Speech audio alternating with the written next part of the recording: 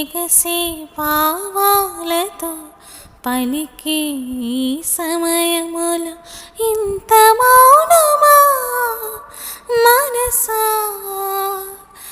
నా మనసా మాటాడమ్మా. చెవిలో మంగళవాద్యం మోగేటి వేళలో విన్నా నీ అనురాగపు తేనె పాటని, మెడలో మంగళసూత్రం చిందించు కాంతిలో చూసా నీతో సాగి పూల బాటని, నీతో ఏడడుగులేసి నడిచిన నిమిషం